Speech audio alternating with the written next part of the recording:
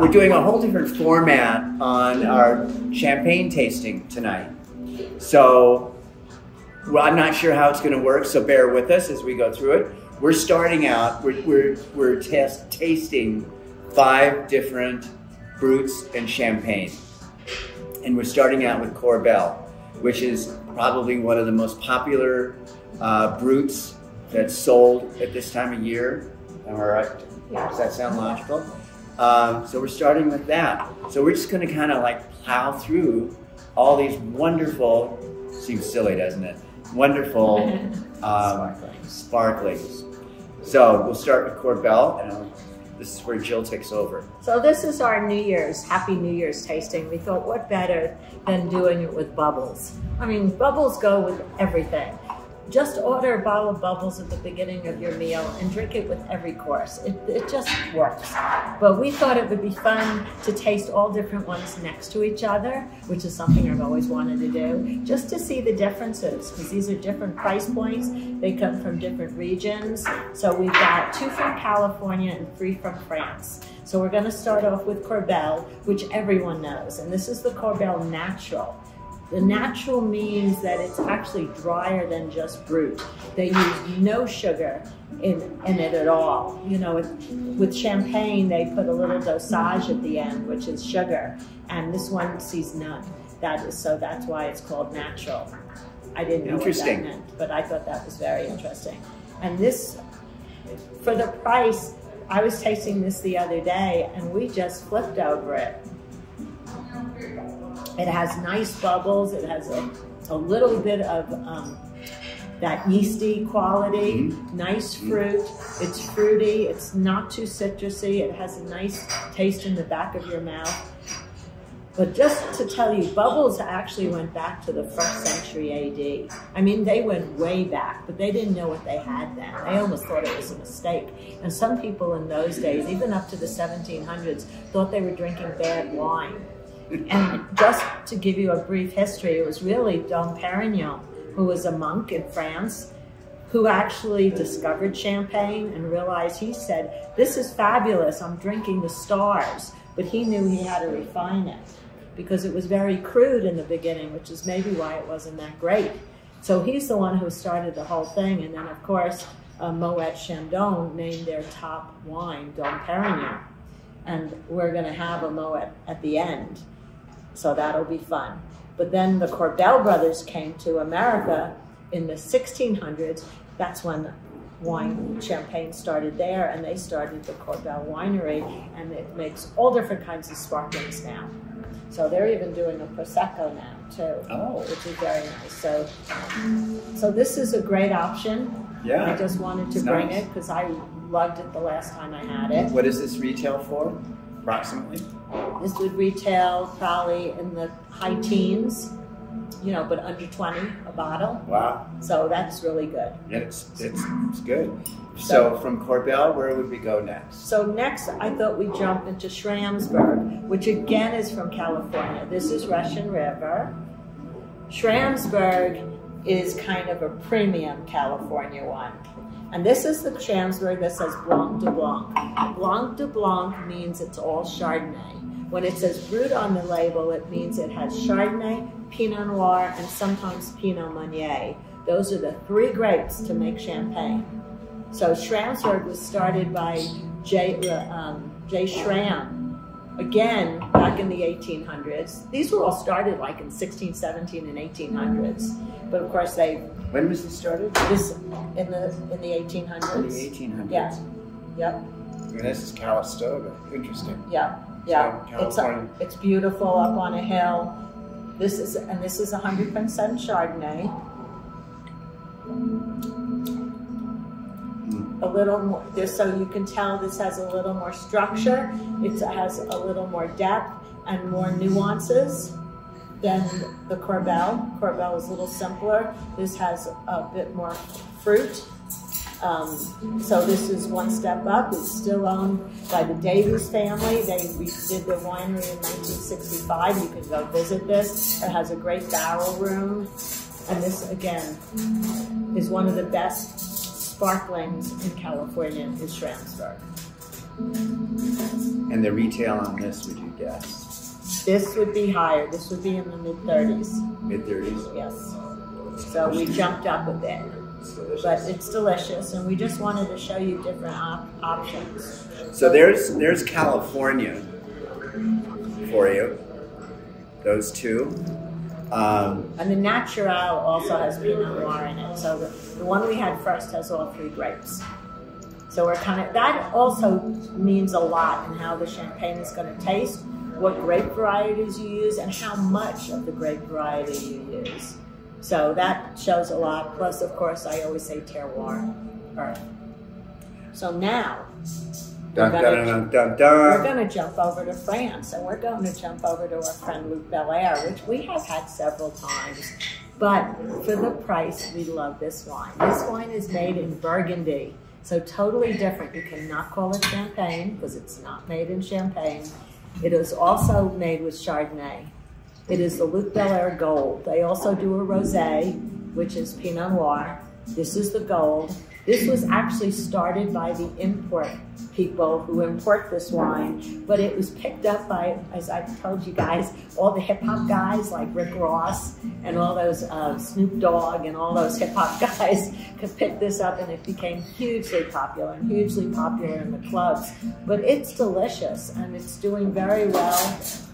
And this is ridiculously reasonable for a wine that would come over from France. I mean, you could find this probably at 22, 23 in a retail store. And on a wine list, it would be maybe about 45. So great bottle for,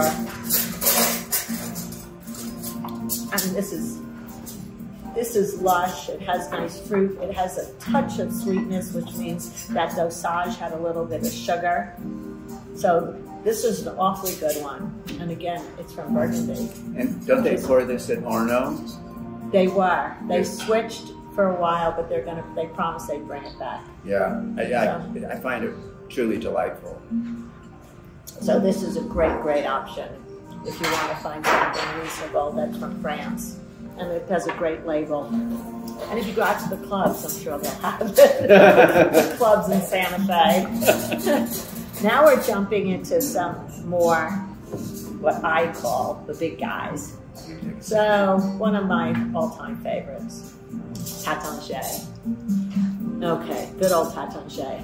Tatanché is different than a lot of brutes. They do things differently. So for point of difference, I'm just going to tell you, for Brut in France, you have to age it a minimum of 15 months in the bottle. This was aged 4 years. That's what gives it its complexity. It has long aging. It also has more Chardonnay than any other Bruts. This is actually almost 60% Chardonnay, about 30 or 50% Chardonnay, 35 Pinot Noir, and the rest Pinot Meunier. Most Bruts have more Pinot. This has more Chardonnay. It's also from 35 of their villages, 35 different plots. Oh. And when you go to Champagne and you go to the Bruts, everything is done in a house style. They want this wine to taste the same every year. It's not made from one vintage. It's made from several vintages when they pick the grapes and age them. But they want the same style. So Taittinger Brut should always taste the same. And this to me is terrific. It has those notes of brioche and yeast and fruit. It has some acid, but it's not over the top acid. And these are great. And Champagne is good with potato chips and popcorn. I mean, it's quintessential with those things. You could have a dessert with cake. You could smoke salmon, fish, or the whole meal. When I went to Champagne, we just drank champagne with everything. And it was great. So we decided the Taittinger is lovely. And by the way, the Taittinger was the 3rd champagne made in France. First was Dom Perignon, then was Ruinart. Taittinger came in 3rd in like 1743. So that goes back a while.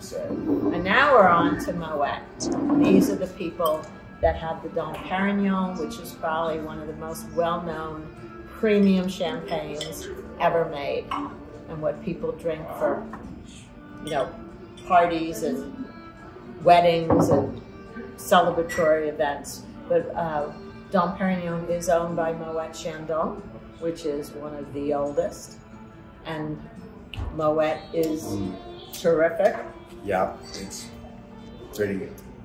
It's got that, this really gets into that style of what you can, champagne, which is that yeasty, toasty. That's what you're always looking for. So you have to have some acid, as you do in all wine, but you want that brioche kind of bready feeling as well from the yeast, because they add yeast to make champagne. So it's a double fermentation. So it ferments once in the bottle, and then there's actually, they add yeast and sugar. That's what makes a second fermentation in the bottle, and that's what makes the bubbles. So, which is interesting. And then they leave it in the bottle. They turn the bottles upside down, and some of you have seen those wraps where they turn the upside down and they riddle it. And riddling is to get all the extra yeast cells to the bottom cap of that bottle. And it was actually Madame Veuve Clicquot, the widow Clicquot, who invented that upside down rack. She's the one who did that. And so when all the yeast comes to here, they take the whole bottle, they put it in a freezer, like freezing water. It freezes that. They open the cork, and that extra yeast that was all gathering, that would have been all like on the bottom, like flies out. Did you know that? I didn't. No. So it flies out, and so there's a little space left, and that's when they add the dosage. And the dosage is a little bit more of yeast and sugar. And that's called a dosage. Interesting. Then they put the cork in, then they cork it. And of course, the corks are even interesting, because the corks are different looking than regular wine corks, but they look like regular corks when they put in, and then they open up, and they look like mushrooms now. And they're all done by machine. But in the old days, they were done by hand, and they had to put netting around them and stuff like that to keep the corks in. But a lot of the bottles exploded, so this used to be called the devil's wine, because the corks kept exploding, the bottles kept exploding because of the CO2. Anyway, there's just lots of fun things. As I said, go on the website. There's so much fun stuff to know about wine and champagne and sparkling. But so this was fun. We've probably totally confused you. Probably. Yeah. We all have our favorites. I kind of gravitate to the Moet Chandon just because of the yeastiness and the what was the word? Brioche. The brioche. Kind of, yeah. Brioche flavoring. Yeah. And I'm a Taittinger. I love the Taittinger. It has a little more acid than the Moet. It's very lively, had amazing bubbles, but there's not a bad one on the table.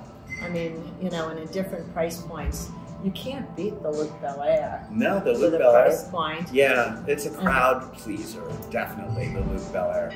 And if you want to go, you know what? These are all fabulous.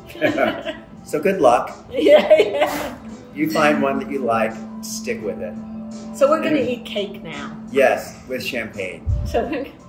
So happy New Year to you all. Thank you for another great 2023, another great year, and we'll see you around the corner. Have a fun, safe New Year's.